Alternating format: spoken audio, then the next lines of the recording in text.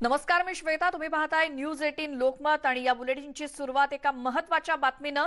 सुमारे 8 lakh remdesivir injection खरेदीचं tender काढण्यात आलेलं होतं. मात्र सरकारच्या या टेंडरकडे कंपन्यांनीच पाठ फिरवल्याचं समजतंय. दोन मोठ्या कंपन्यांनी हे टेंडर भरलेलं होतं. मात्र कंपन्यांनी अजबच उत्तरं यावरती दिली आहेत. इंजेक्शन्स मिळतील पण 30 मे नंतरच असं कंपन्यांकडून सरकारला सांगितलं गेलंय.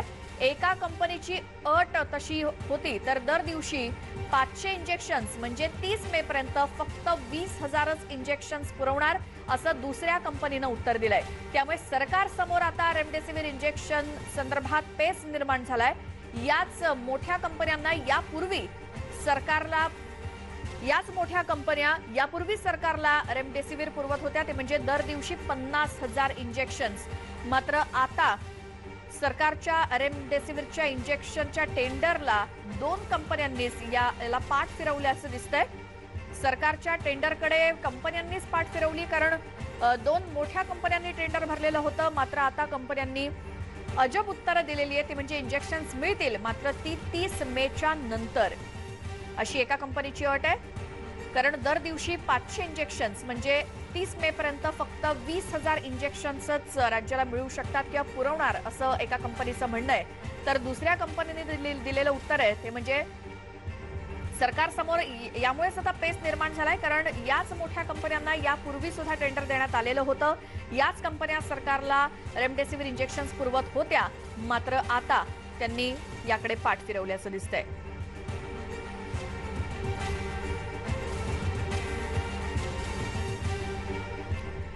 तर रेमडेसिवीरचं टेंडर रखडलंय हे मान्य करत अन्न आणि औषध प्रशासन मंत्री डॉक्टर राजेंद्र शिंगणे यांनी ही गोष्ट मान्य केली. त्यामुळे न्यूज 18 लोकमतच्या बातमीवरती शिक्कामोर्तब झालंय. रेमडेसिवीरचा तुटवडा हा मोठ्या प्रमाणावर जाणवतो, ही वस्तुस्थिती त्या ठिकाणी आहे.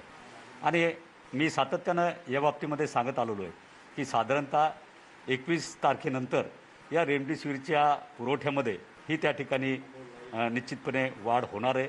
आणि जवळपास 21 तारखेपासून तर 25 तारखेपर्यंत आपल्याला जवळपास 70 ते 75 हजार व्हायल त्या ठिकाणी रेग्युलरपणे मिळणार आहे.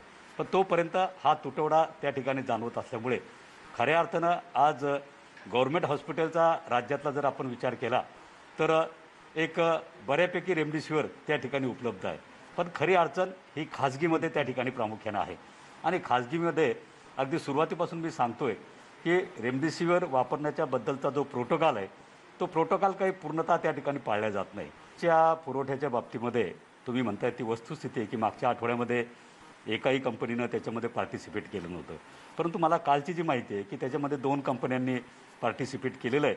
परंतु हे पार्टिसिपेट करत असताना साधारणतः मे महिन्यामध्ये आम्ही काही पुरवठा करू अशा पद्धतीनं त्यांना त्या ठिकाणी सांगितलेलं आहे. अजून मला पूर्णपणे माहिती त्याची मिळाली नाही आहे. पण असं जर असेल तर निश्चितपणे कालही आमचे अधिकारी सर्व कंपन्यांशी त्या ठिकाणी बोलले आणि हा पुरवठा जास्तीत जास्त झाला पाहिजे.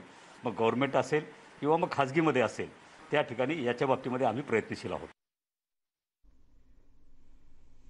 या संदर्भात आपण आणखी माहिती घेऊयात. आमचे प्रतिनिधी सागर कुलकर्णी आपल्यासोबत जोडले गेलेत. सागर, स्वतः मंत्र्यांनी सांगितलं त्यामुळे एक प्रकारे न्यूज 18 लोकमतच्या बातमीवरती शिक्कामोर्तब झालाय. आणखी काय अपडेट्स मिळत आहेत यातले? राज्य सरकारच्या वतीने रेमडेसिवीर अतिशय कमी दराने उपलब्ध व्हावा या स्वरूपाची भूमिका घेण्यात आली होती आणि त्याच हेतूने टेंडर जे आहे ते निविदा काढण्यात आली होती. अर्थात त्याला प्रतिसाद पहिल्यांदा मिळत नव्हता आणि मुळात राज्यामध्ये रुग्णसंख्या वाढत असल्या तरी इतर राज्यांमध्ये म्हणजे देशातल्या इतर राज्यांमध्ये तितकीशी रुग्णसंख्या नव्हती. कालांतराने आत्ताची सद्यस्थिती पाहिली तर महाराष्ट्राच्या व्यतिरिक्त उत्तर प्रदेश असेल, बिहार असेल, गुजरात असेल अशा वेगवेगळ्या राज्यांमध्ये रुग्णसंख्या फार प्रचंड झपाट्याने वाढतीये. यामुळे कदाचित या कंपन्यांनी कमी दरामध्ये महाराष्ट्रात रेमडेसिवीर द्यायला नकार दिल्याचं समजतं. अर्थात याचं प्रमुख कारण जवळपास दिसून येतं की रेमडेसिवीरची उपलब्धता आत्ता महाराष्ट्राशिवाय इतर राज्यांमध्ये नाही आहे आणि मागणी प्रचंड आहे. अशा परिस्थितीमध्ये भांडवलदार हा नियम अनुकरण करत या कंपन्या सगळ्यांनी अतिरिक्त दराने कदाचित इतर राज्यांना लस विकतायत की काय अशी एक शक्यता वर्तवली आहे। त्यामुळेच राज्य सरकारला देताना लसी त्यांनी स्वतः काही वेगवेगळ्या अटी घातलेल्या आहेत की इतक्याच प्रमाणामध्ये आम्ही दर महिन्याला लसी देऊ, मेच्या अखेरीनंतर न देऊ। जर परिस्थिती पाहिली महाराष्ट्रामध्ये तर 30 मे पर्यंत जर खरंच उशिरा थांबायचं असेल तर महाराष्ट्राची परिस्थिती आवाक्याच्या बाहेर जाईल। मोठ्या प्रमाणामध्ये मृत्यू होत आहेत। अशा काळामध्ये राज्य सरकारची फार मोठी अडचण झालेली आहे की इतक्या कमी दरामध्ये रेमडेसिवीर आता उपलब्ध होणार नाही, हे जवळपास स्पष्ट झालेलं आहे। आणि स्वतः अन्न व औषध प्रशासन मंत्र्यांनी राजेंद्र शिंगणे यांनी या संदर्भातली माहिती देण्यात आलेली आहे। आता प्रश्न उपस्थित होतो की राज्य सरकारसमोर आता पर्याय काय? ज्या कंपन्यांकडे निर्यात बंदी करण्यात आली होती त्या कंपन्यांशीच कुठेतरी समझोता करून त्यांच्याकडनंच रेमडेसिवीर घेणं आणि त्या ज्या दराला सांगतायत त्या दरामध्ये काहीतरी तडजोड करणं, कारण की राज्य सरकारला अपेक्षित आहे 600 ते 800 रुपयेपर्यंत घ्याव्यात। त्या जर कंपन्या तयार नाही झाल्या आणि राज्य सरकारला जर हव्याच आहेत तर मात्र केंद्र सरकारच्या मध्यस्थीने एकतर तोडगा काढावा लागेल किंवा राज्य सरकारला अतिरिक्त जास्त पैसे देऊन या कंपन्यांकडनं खरेदी करावी लागणार आहे। कुठे ना कुठेतरी फार मोठी अडचण आहे। आत्ता जी माहिती मिळते काही क्षणांपूर्वीच याबाबत चर्चा करण्यासाठी आता राजेंद्र शिंगणे हे शरद पवारांच्या निवासस्थानी सिल्वर ओक येथे पोहोचलेले आहेत। आता शरद पवार याबाबत कदाचित केंद्र सरकार बरोबर चर्चा करतील असं समजतं आणि काहीतरी तोडगा काढण्याचा प्रयत्न करतील। तुर्तास तरी ज्या कंपन्यांनी रस दाखवला होता की कमी दरामध्ये राज्यामध्ये रेमडेसिवीर उपलब्ध करून देऊ, त्याच कंपन्यांनी वेगवेगळ्या अटी व शर्ती घातल्याने शक्य होणार नाहीये। आता हे जवळपास स्पष्ट आहे, रेमडेसिवीर उपलब्ध होणार नाहीये आणि महाराष्ट्रामध्ये अजून मोठ्या प्रमाणामध्ये कदाचित काळा बाजार म्हणा किंवा लोकांचे हाल, हे दोनच गोष्टी आता जवळपास दिसून येत आहेत। बरोबर सागर, तुम्ही आमच्या सोबत असेच राहा, कारण आणखी एक मोठी बातमी येते त्या संदर्भात सुद्धा तुमच्याकडून माहिती घ्यायची आहे। कारण भाजपच्या प्रयत्नांनी जे रेमडेसिवीर येणार होतं ते सरकारलाच मिळणार होतं, ही बाब अन्न आणि औषध प्रशासन मंत्री डॉक्टर शिंगणे यांनी देखील मान्य केलेली आहे। घाणेरडं राजकारण झालं पण माझा प्रयत्न रेमडेसिवीर मिळवण्याचा होता असं ते म्हणालेले आहेत। कारण भाजपच्या भूमिकेला मंत्र्यांनीच आता दुजोरा दिला, कारण भाजपकडून जे रेमडेसिवीर मागवलेलं होतं ते राज्यालाच मिळणार होतं, राज्य सरकारकडे सुपूर्द केलं जाणार होतं आणि ते रेमडेसिवीर सरकारलाच मिळणार होतं हे मान्य केलंय स्वतः मंत्र्यांनीच। भाजपच्या भूमिकेला मंत्र्यांनीच दुजोरा दिलेला आहे। रेमडेसिवीरच्या वादावरून एफडीए मंत्र्यांचंच हे विधान, ते म्हणजे भाजप जे रेमडेसिवीर मागवणार होतं ते सरकारलाच मिळणार असल्याचं विधान स्वतः मंत्री राजेंद्र शिंगणे यांनीच केलंय।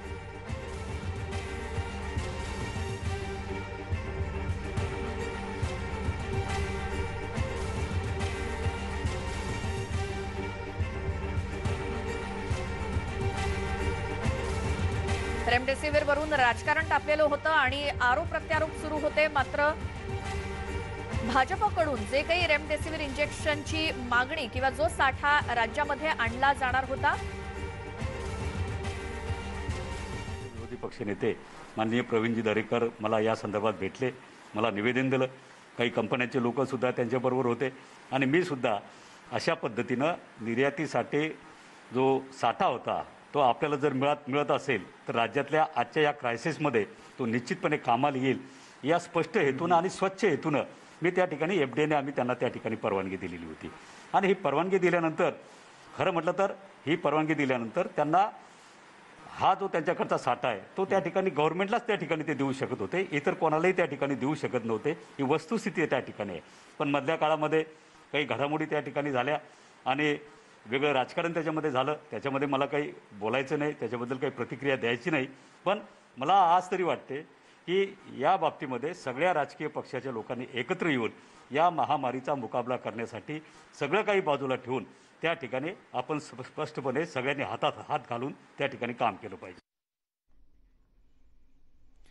पुन्हा जाऊयात, आमचे प्रतिनिधी सागर कुलकर्णी आपल्या सोबत आहेतच। सागर, तो रेमडेसिवीरचा साठा हा राज्य सरकारलाच मिळणार होता, मग इतकं सगळं राजकारण कशासाठी? रेमडेसिवीरचा जो 50,000चा निर्यात होणारा साठा होता तो राज्य सरकारला मिळणार होता। अर्थात यासाठी भाजपच्या वतीने प्रयत्न केले जात होते आणि प्रवीण दरेकर यासाठी संबंधित कंपनीला त्यांनी भेट सुद्धा दिली होती. त्यानंतरनं अन्न औषध प्रशासन विभागाचं पत्र देखील लागणार होतं, ते दिलं गेलं होतं.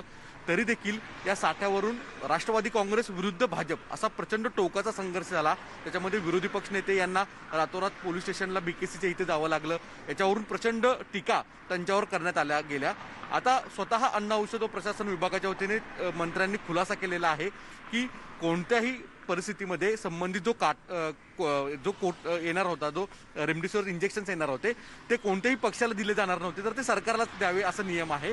त्यामुळे वारंवार राष्ट्रवादीच्या वतीने जे दावे केले जात होते, स्वतः नवाब मलिक असतील किंवा इतर राष्ट्रवादीच्या नेत्यांच्या वतीने दावे केले जात होते, ते उघड झाल्याचं आता दिसून येतं. ते तोंडावर पडतायत आणि स्वतः त्यांच्याच खात्यातले मंत्री, त्या संबंधित खात्याचे मंत्री याबाबत खुलासा करतायत की कुठल्याही परिस्थितीत रेमडेसिवीर इंजेक्शन हे सरकारलाच मिळणार आहे.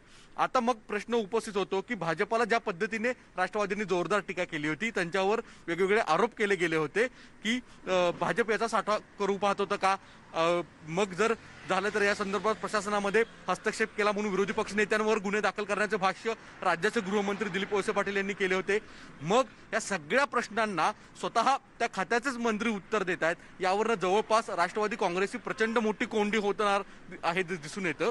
कारण की भाजपाने हा फार मोठा एक इगो इश्यू केला होता, त्यांच्या नेत्यांवर केलेले आरोप होते, त्यामुळे त्यांनी प्रत्युत्तर दिलं होतं. आता दिसून येतं की स्वतः राष्ट्रवादीच्याच दुसऱ्या नेत्यांनी आणि संबंधित खात्याच्या मंत्र्यांनी स्पष्ट केलेलं आहे की जो साठा आहे तो कुठल्याही पक्षाला मिळणार नव्हता, तो सरकारला देणार होता. यामुळे कुठे ना कुठेतरी राष्ट्रवादीचीच कोंडी झाल्याचं दिसून येतं. अगदी बरोबर. आणि यावरून मतभेद सुद्धा झाले. मात्र उद्देश एकच आहे की रेमडेसिवीर असो नाहीतर कोणती गोष्ट त्याचा पुरवठा राज्यातल्या जनतेपर्यंत किंवा ज्या ठिकाणी त्याची गरज आहे तिथे व्हायला हवा. मात्र या राजकारणामुळे कुठेतरी त्याला उशीर होतोय का? त्या रेमडेसिवीरच्या साठ्याचं आता काय झालंय, कुठपर्यंत आलंय? वास्तविकतेत रेमडेसिवीरचा साठा कोणताही अतिरिक्त इंजेक्शन सापडले नाही आहेत. हे स्वतः तत्कालीन गृहमंत्री जे वळसे पाटील आहेत त्यांनी स्पष्ट केलं होतं. शिंगणेंचे देखील हेच मत आहे की कारवायांमध्ये कुठलंही सापडलं नव्हतं. ज्यावेळेस मुंबई पोलिसांनी सुद्धा या संदर्भात खुलासा स्पष्ट केला होता, त्यामध्ये संशय आहे, यामुळे संबंधित कंपनीच्या लोकांना चौकशीसाठी बोलवण्यात आलेलं आहे. गरज पडल्यास ते बोलू शकतात परत एकदा, असं स्वरूपाचा आशय असणारा प्रेस रिलीज त्यांच्याकडनं काढण्यात आलं होतं. आता हे सगळं जवळपास दिसून येतं की राज्य सरकार त्यांची बाजू मांडत होतं, पण त्यामध्ये स्वतः ज्या खात्याअंतर्गत येतो हा विषय, त्या खात्याचेच मंत्री राजेंद्र शिंगणे सांगतायत की संबंधित पक्षाला कुठलं मिळणार नाहीये, हे सरकारलाच मिळणार आहे. कुठला साठाही अतिरिक्त मिळाला नाहीये. त्यामुळे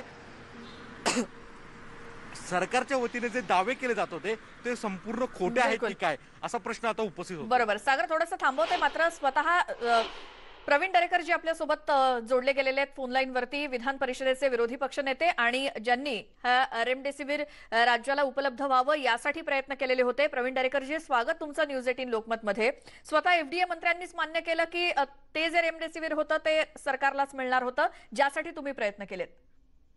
आता याचं उत्तर द्यावं राज्याचे सन्माननीय गृहमंत्री दिलीप वळसे पाटील जे सांगत होते की हे खाजगी नेणार होते. संजय राऊत साहेब सांगत होते गव्हर्नमेंटला सप्लाय करणं आवश्यक आहे. मला वाटतं आता घरच्याच सोनारानं कान टोचलेले आहेत. तो साठा सरकारलाच येणार होता, सरकारलाच देण्यासाठी आमची प्रक्रिया सुरू होती आणि त्याच्यामुळे भारतीय जनता पक्ष कुठेही त्या ठिकाणी अशा प्रकारची रेमडेसिवीर घेऊन देणार नव्हतं, हे या ठिकाणी स्पष्ट झालंय.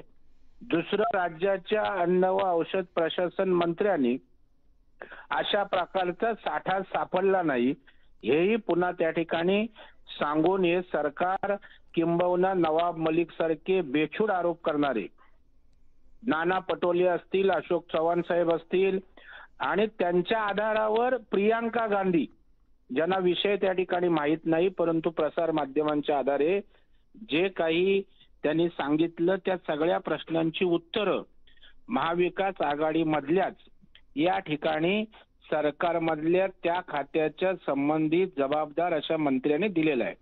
याचं कारण पहिल्या दिवसापासून माननीय राजेंद्र शिंगणे साहेबांच्या संपर्कात त्या ठिकाणी मी होतो. म्हणजे मी ज्या वेळेला ब्रूक फार्मा कंपनीत गेलो तिथून राजेंद्र शिंगणे साहेबांशी फोनवरून संभाषण केलं. त्याचे दूरध्वनीचे रेकॉर्ड्स आपल्याला सीडीआर मिळतील. त्यानंतर राजेंद्र शिंगणे साहेबांच्या सातपुडा निवासस्थानी मी त्या मालकाला घेऊन अशा प्रकारचा माल तुम्हाला सरकारला आम्ही आणून देऊ आणि ज्या आवश्यक त्या परवानग्या द्या. आणि शिंगणे साहेबांनाही मी धन्यवाद देईन की त्यांनी या ठिकाणी या परवानग्यांसाठी स्वतः जातीनं लक्ष घातलं. परंतु ते दुर्दैवानं त्याच दिवशी बुलढाण्याकडे रवाना झाले आणि मग एफडीआयचा आधार घेत पोलिसांनी हे सगळं जे काही नाटक रचलं हे आता या ठिकाणी बाहेर येतंय. कारण साठा नाही हे मंत्री सांगतायत, सरकार घेणार होतं, सरकारला माल मिळणार होता हे मंत्री सांगतायत. आता थोडंसं खोटं ते बोलतात भाजप घुसलं, भाजप घुसलं नाही, भाजपने सरकारला घुसवलं, सरकारकडे साठा देत आहे. बरोबर. प्रवीण दरेकरजी, म्हणजे थोडक्यात काय तर हा संघर्ष सगळा विनाकारण झाला. मात्र आता स्वतः एफडीए मंत्र्यांनीच मान्य केलं की भाजपनं मागवलेला हा साठा हा राज्यालाच मिळणार होता. त्यामुळे एकीकडे राष्ट्रवादीच्या किंवा मग पर्यायानं सरकारच्या भूमिकेवरती प्रश्नचिन्ह निर्माण होत आहे. पुढच्या बातमीकडे वळतोय. अमरावती जिल्ह्यामध्ये कोरोना रुग्णालयातील सर्व बेड्स हे पूर्णपणे भरलेले आहेत आणि अमरावती, नागपूर, वर्धा, यवतमाळमधील कोरोना रुग्ण मोठ्या प्रमाणात उपचार घ्यायला येत असल्यामुळे रुग्णांना सध्या बेड मिळणं कठीण झालंय. जिल्ह्यातील खासगी कोविड रुग्णालयात बेडची चौकशी केली असता एकही बेड रिकामा नसल्याचं सांगितलं जातंय. अमरावती जिल्ह्यातील नागरिकांनाच बेडसाठी वणवण फिरावं लागत असल्याचं धक्कादायक वास्तव समोर आलंय. जर राज्यातील इतर ठिकाणी जम्बो कोविड सेंटरची निर्मिती केली जात असेल तर अमरावतीत जम्बो सेंटर का उभारलं जात नाही असा सवाल केला जातोय. आमच्या माहितीप्रमाणे सध्या आमचे जे 2 रुग्णालय आहे, सुपरस्पेशालिटी रुग्णालय आणि PDMC, या 2 ठिकाणी जवळपास 70 पेशंट उपचार घेत आहेत आणि माझ्या माहितीप्रमाणे बाहेर पण या ठिकाणी उपचार घेणारे बाहेरचे पण नागपूर जिल्ह्यातील पेशंट्स आहेत. सध्या आमच्या जिल्ह्यातले सुद्धा रुग्ण वाढत आहेत आणि त्यामुळं थोडंसं खबरदारी म्हणून त्या जिल्ह्यातील प्रशासनाला आम्ही तसं कळवलेलं आहे की शक्यतो त्यांनी पेशंट पाठवू नये. कारण आपल्याकडे जर पेशंट्स आता वाढ सुरू झाली आहे तर कदाचित आम्हाला अडचण होईल आणि म्हणून तशा प्रकारच्या सूचना सगळ्यांना दिलेल्या आहेत. आपल्याकडे असलेल्या 60 पेशंटपैकी जवळपास 60 ते 70% पेशंट हे बाहेरगावचे आहेत. ते मुख्यतः वर्धा, यवतमाळ, नागपूर आणि बरेचसे पेशंट मध्य प्रदेश, छिंदवाडा, संसर, बैतूल, मुलताई या रिजनमधून आलेले आहेत आणि मॅक्सिमम पेशंट जे आहेत ते ग्रामीण भागातले आहेत. ही सगळी परिस्थिती जाणून घेऊयात. अमरावतीमधली आमचे प्रतिनिधी संजय शेंडे आपल्यासोबत आहेत. संजय, खरंच अमरावतीमध्ये जम्बो कोविड सेंटरची गरज कितपत आहे आणि कशी मागणी त्यासाठी होतीये, काय परिस्थिती? श्वेता, खरं तर सगळ्यात मोठा कोरोनाचा जो स्पाइक आहे, दुसरी जी लाट आहे ती अमरावती जिल्ह्यात पहिल्यांदा आली होती आणि अमरावती जिल्हा हा राज्यातलाच नव्हे तर देशातला कोरोनाचा हॉटस्पॉट झालं होतं. त्यानंतर अमरावती जिल्ह्यात 14 दिवसाचा लॉकडाऊन लावण्यात आला. मात्र त्या दरम्यान अमरावती जिल्ह्यात मोठ्या प्रमाणात खासगी आणि शासकीय कोविड रुग्णालयात बेडची उपलब्धता करून देण्यात आली होती. त्यामुळे अमरावती जिल्ह्यातला कोरोनाबाधित रुग्णांचा आकडा कमी झाला होता लॉकडाऊनच्या नंतर.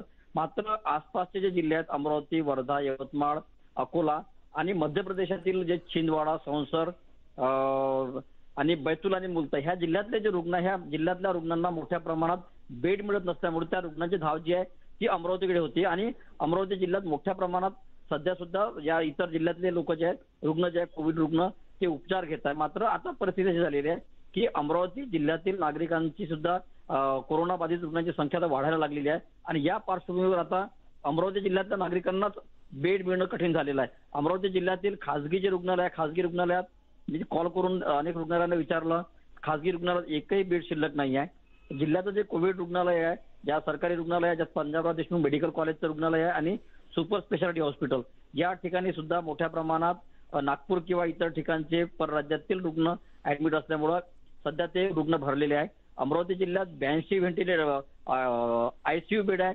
82 पैकी 82 ही बेडवर रुग्ण आहेत. त्यानंतर ऑक्सिजनचे 144 बेड आहे. 144 ही बेड फुल झालेली आहे, एकही बेड रिकामा नाही आहे.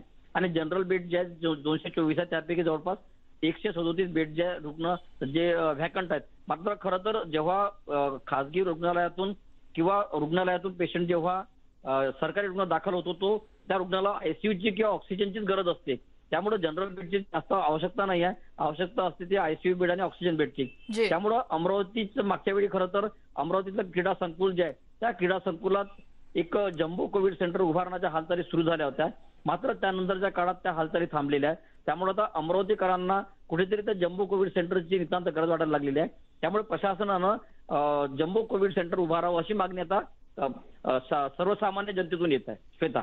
धन्यवाद संजय, तुम्ही दिलेल्या माहितीसाठी. तर अमरावतीमध्ये जम्बो कोविड सेंटरची मागणी आता होऊ लागली आहे, कारण मोठ्या प्रमाणात रुग्ण उपचार घेण्यासाठी पुढे येत आहेत. एक छोटासा ब्रेक आपण इथे घेऊयात. पाहत राहा न्यूज 18 लोकमत.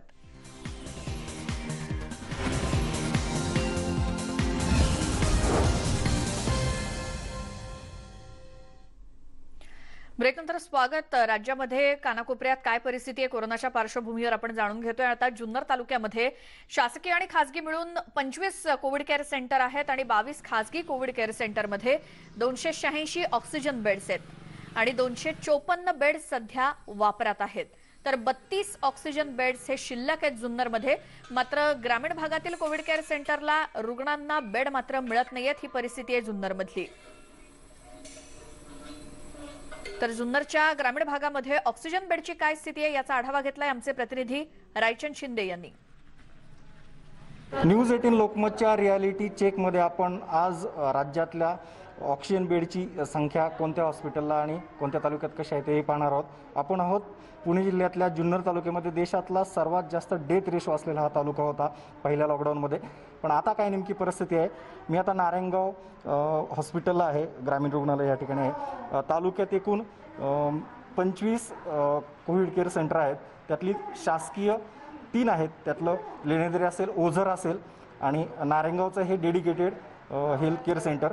आपण या ठिकाणी आहोत आणि आज आपण हे जाणून घेणार आहोत. खरं तर शासकीय आकडेवारी आपल्याला अधिकाऱ्यांनी दिलेल्यानुसार या नारायणगावच्या डेडिकेटेड कोविड सेंटरमध्ये एकूण 22 ऑक्सिजन बेडची संख्या आहे. मागं पाहू शकतोय हे सगळे पेशंट्स अशा पद्धतीने या ठिकाणी त्यांना ट्रीटमेंट सुरू आहेत. पण एक माहिती पुढे आलेली आहे. जसं की आपण पाहतोय या ठिकाणी 22 संख्या जी होती ती ऑक्सिजन बेडची ती पूर्णतः पॅक झालेली संपलेली आहे. एक्स्ट्रा 5 पेशंट या ठिकाणी काही पॉलिटिकल प्रेशर असतात. पुढच्या बातमीकडे वळतोय. मुंबईमधनं महत्वाची बातमी आहे. तर बेकायदेशीर साठा केलेले 2200 रेमडेसिवीर इंजेक्शन पोलिसांकडून जप्त करण्यात आलेली आहेत. मुंबई पोलीस आणि एफडीएनं केलेली ही संयुक्त कारवाई आहे. अंधेरीतल्या मरोळ आणि मरीन लाईन्स या परिसरामध्ये छापा टाकण्यात आलाय. मुंबईतल्या मरोळ परिसरातून रेमडेसिवीरच्या 2000 वायल्स जप्त करण्यात आल्या आहेत. तर मुंबईतल्याच मरीन लाईन्स परिसरातून 200 वायल्स जप्त करण्यात आलेले आहेत. सर्व वायल्स एफडीए कडे सोपवण्यात आले असून योग्य त्या ठिकाणी हॉस्पिटलला त्या दिल्या जातील असं मुंबई पोलिसांकडून सांगण्यात आलंय. एकीकडे रेमडेसिवीरचा काळा बाजार तुटवडा भासत असताना आता याच इंजेक्शन्स वरती छापा टाकण्यात आलेला आहे. हा साठा जप्त करण्यात आलेला आहे एफडीए कडून आणि मुंबई पोलिसांनी केलेली ही कारवाई मुंबईतल्या 2 ठिकाणांहून मरोळ आणि मरीन लाईन्स या 2 ठिकाणांहून 2200 इंजेक्शनच्या वायल्स या जप्त करण्यात आलेल्या आहेत आणि एकूण मरोळ या ठिकाणाहून 2000 वायल्स जप्त केल्या आहेत. तर मरीन लाईन्स या ठिकाणाहून 200 वायल्स या इंजेक्शनच्या जप्त करण्यात आलेल्या आहेत. एफडीए आणि मुंबई पोलिसांनी केलेली ही संयुक्त कारवाई आणि ज्या ठिकाणी या इंजेक्शनची गरज आहे त्या ठिकाणी हॉस्पिटलला ती इंजेक्शन्स पुरवली जातील असं मुंबई पोलिसांनी सांगितलंय. रेमडेसिवीरचा बेकायदेशीर केलेला साठा एफडीए आणि मुंबई पोलिसांनी छापा टाकून जप्त केलेला आहे. या कारवाईमध्ये रेमडेसिवीर इंजेक्शनच्या 2200 वायल्स जप्त करण्यात आले आहेत.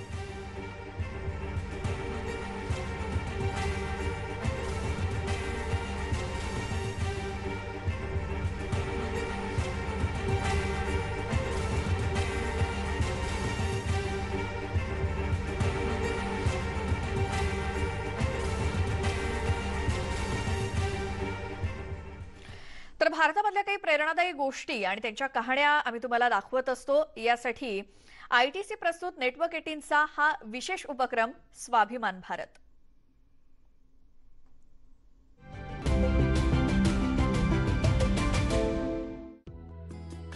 दो साल पहले कोलकाता के कलाकार मृणाल मंडल ने लाल बाजार गांव पर काम करने का मन बनाया. पश्चिम बंगाल और झारखंड सीमा पर स्थित लगभग 80 लोगों का यह छोटा सा गांव कभी उपेक्षित बस्ती था। मृणाल ने इसे अपना दूसरा घर बनाया और कला का इस्तेमाल करके इसे सही तरीके से रचाया बसाया। यहाँ के ग्रामीण मुख्य रूप से आसपास के खेतों में मजदूर के रूप में काम करते थे और उनमें से कुछ स्वयं छोटे किसान थे। आज वे कुटुंब कुटुंब हस्तकला, मिट्टी के बर्तनों और दीवार पेंटिंग जैसे कलाओं में प्रशिक्षित हैं और उन्हें पर्यटकों को बेचकर अच्छे पैसे कमा लेते हैं।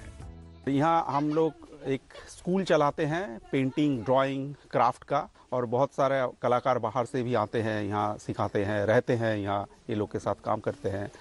और बहुत सारा लोग यहाँ काटुम कुटुम एक जंगल में जो मिलता है आपका लकड़ी वगैरह, ये सब जोड़ जोड़ के एक चीज़ बनाते हैं।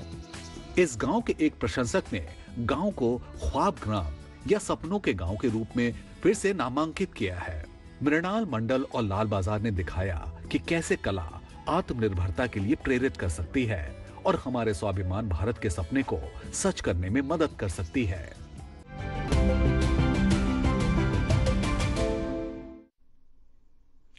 तर भारतातल्या अशाच काही प्रेरणादायी गोष्टींसाठी पाहत रहा ITC प्रस्तुत नेटवर्क 18चा हा विशेष उपक्रम स्वाभिमान भारत। एक छोटासा ब्रेक आपण इथे घेणार आहोत। पाहत रहा न्यूज 18 लोकमत।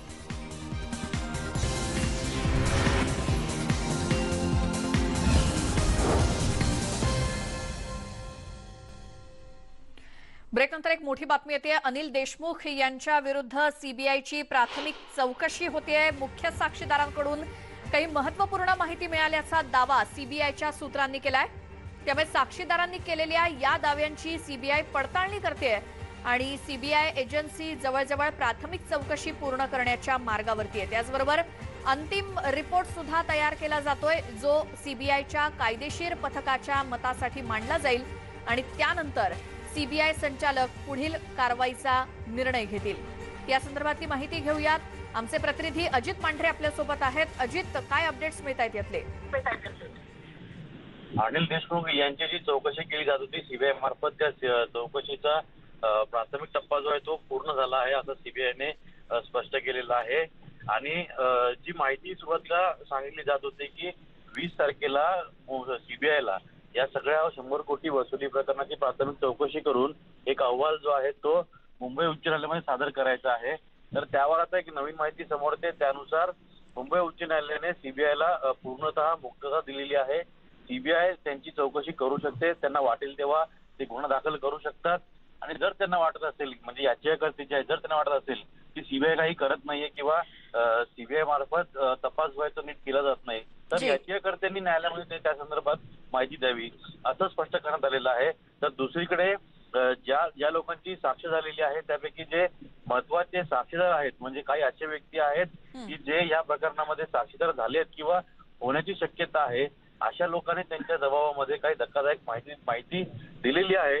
ही माहिती क्रॉस चेक करून त्या संदर्भातले पुरावे गोळा करून मग नंतर गुन्हा दाखल केला जाईल किंवा सीबीआयच्या अधिकाऱ्याने दिलेल्या माहितीनुसार प्राथमिक गुन्हा दाखल करून चौकशी केली जाईल आणि मग पुढे जे आहे ते वेगवेगळ्या मार्गाने तपास सुरू करून या प्रकरणामध्ये सत्य काय हे देखील समोर आणलं जाईल आणि पुरावे नष्ट होतील असं देखील या प्रकरणामध्ये सीबीआयला संशय आहे।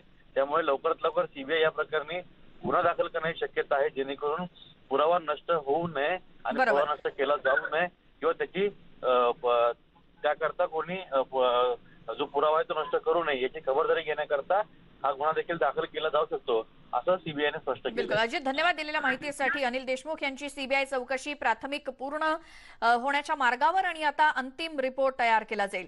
आता थेट जाऊयात, काँग्रेसचे प्रदेशाध्यक्ष नाना पटोले बोलतायत। पाहतोय की आज मोठ्या प्रमाणात देशभरामध्ये मृत्यूचं तांडव सुरू झालेलं आहे। देशाचे गृहमंत्री अमित शहा यांनी अजून एक वक्तव्य 4 दिवसाच्या पहिले जाहीर केलं की ज्या राज्यामध्ये निवडणुका आहेत त्या राज्यामध्ये कोरोनाची भीती नाही, कोरोना नाही। मग आमचं त्यांना आव्हान आहे की केंद्रातलं सरकार बरखास्त करून देशभरात निवडणुका लावून टाका, म्हणजे देशातून कोरोना मुक्त होऊन जाईल। अशा पद्धतीचा जावई शोध काढण्याचा जो प्रयत्न वारंवार होतो आहे तो आपल्याला निदर्शनास येत आहे। आपण पाहिलं असेल की आपल्या रेमडेसिवीर खरेदी करण्याच्या बाबतचं राज्य सरकारने टेंडर काढलेले होते. जवळपास 8 लाख रेमडेसिवीर राज्य सरकारला पाहिजे होते आणि त्याचं टेंडर काढलं गेलं होतं. 2 कंपन्याला ते टेंडर मिळालं आणि दर आठवड्याला जवळपास दर दिवशी 50 लाख रेमडेसिवीर 50,000 रेमडेसिवीर हे आम्हाला राज्याला मिळेल अशा पद्धतीचं या दोन्ही कंपन्यांनी सांगितलं. आज आपण पाहतोय की त्यांनी आता राज्य सरकारला कळवलेलं आहे की आम्ही तेवढा काही पुरवठा आम्ही करू शकणार नाही आणि आता तो एकदम आकडा त्यांनी 1500वर आणलेला आहे. आज काँग्रेसची भूमिका याच्यातली स्पष्ट अशी आहे की या ज्या कंपन्या आहेत या कंपन्यावर केंद्र सरकारचा दबाव आहे का, ज्यांनी राज्य सरकारशी एग्रीमेंट केलेलं होतं, नाहीतर महाराष्ट्राला मुद्दामून या पद्धतीचं अडवून रेमडेसिवीर आणि ऑक्सिजनच्या बद्दलचं राजकारण करून राज्याच्या लोकांचा जीव जो मोठ्या प्रमाणात चालला त्या पद्धतीचं कृत्य घडवण्याचा काही प्रयत्न सुरू आहे का. काँग्रेसने स्पष्ट भूमिका मांडलेली आहे. राहुल गांधीजींनी स्वतः पश्चिम बंगालच्या निवडणुकीमध्ये आता कुठलाही प्रचार आम्ही करणार नाही असं जाहीर केलं. ज्या ठिकाणी गर्दीत होते त्या ठिकाणातून हा कोरोना रोग मोठ्या प्रमाणात वाढतो आणि म्हणून राहुल गांधीजींनी त्या पद्धतीचा निर्णय घेतला. आज ममता बॅनर्जींनी त्याच पद्धतीचा निर्णय घेतला. पण देशाचे कर्ते जे प्रधान सेवक ते आजही प्रचाराच्या धुमाळीत आहे आणि म्हणून आमची भूमिका स्पष्ट आहे. राज्य असो की केंद्र असो या दोन्ही सरकारनी महाराष्ट्राच्या जनतेला ऑक्सिजन आणि रेमडेसिवीर इंजेक्शन सारखे जे जनतेचा जीव वाचवण्यासाठी जे महत्त्वपूर्ण 2 हे जे वस्तू आहेत या पुरवल्या पाहिजे. त्याच्यात कुठले राजकारण झालं नाही पाहिजे अशी भूमिका ही काँग्रेसची आहे.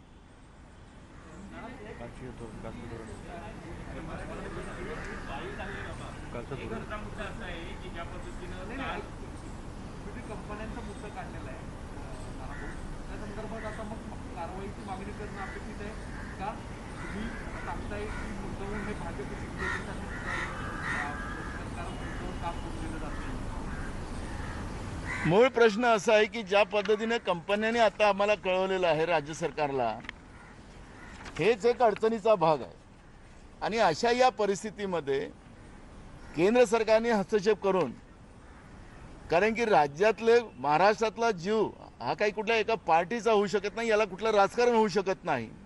कंपन्या आज कशा कळवतात असा हा प्रश्न निर्माण झालेला आहे आणि खऱ्या अर्थानं या पॅन्डेमिकमध्ये केंद्राचा हस्तक्षेप हा महत्त्वपूर्ण असतो. केंद्राला राज्याला वाऱ्यावर सोडण्याचा व्यवस्था नसते हे आम्ही त्यांना सांगायची गरज नाही. त्याच्यामुळे केंद्राने तातडीने याच्यामध्ये हस्तक्षेप करावा हीच भूमिका आहे. पण लोकांचा जीव या ठिकाणी वाचला पाहिजे. विदाऊट इंजेक्शननं लोकांचा जीव जाता कामा नये याची खबरदारी घेण्याची गरज आहे.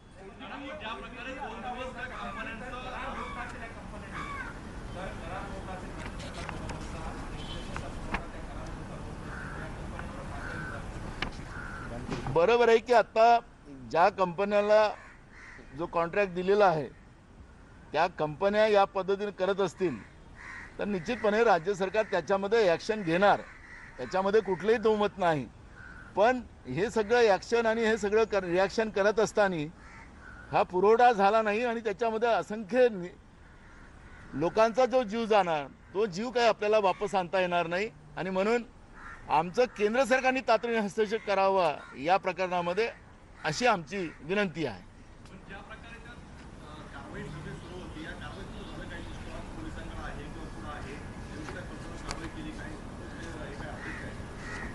आपण पाहिलं असेल की आजच पोलीस विभागाकडून फार्मा कंपनीवर कारवाई करायच्या बाबतचे पोलिसांकडून त्या पद्धतीची प्रेस नोट आलेली आहे.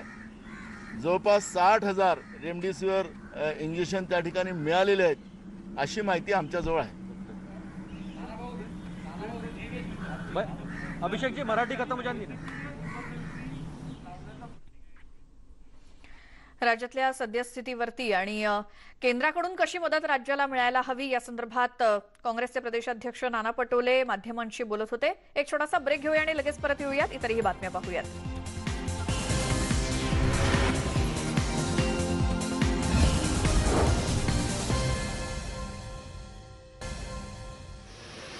जिसको बेड्स की आवश्यकता है उसको शहर में जहां पर भी बेड उपलब्ध हो उसको ढूंढ कर देना, जिस भी प्रकार की आवश्यकता उसको ढूंढ कर देना. इंजेक्शन की आवश्यकता अगर उसको पड़ती है तो जो हमारी गवर्नमेंट की सिस्टम है उस सिस्टम के साथ बातचीत करके उसको प्रायोरिटी पर कैसे उपलब्ध हो पाए इस दृष्टि से प्रयास करना.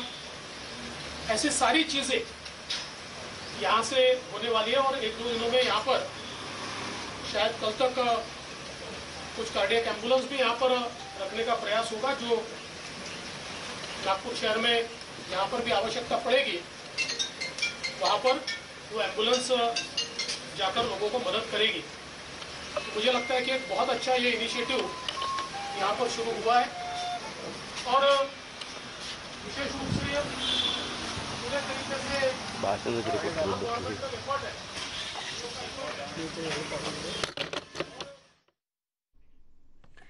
तर विरोधी पक्षनेते देवेंद्र फडणवीस नागपुरात बोलत होते आणि कोणकोणत्या ठिकाणी ज्या ज्या गोष्टींची गरज आहे राज्यभरात त्या त्या गोष्टी पोहोचल्या पाहिजेत असा पुनरुच्चार देवेंद्र फडणवीसांनी केलेला आहे.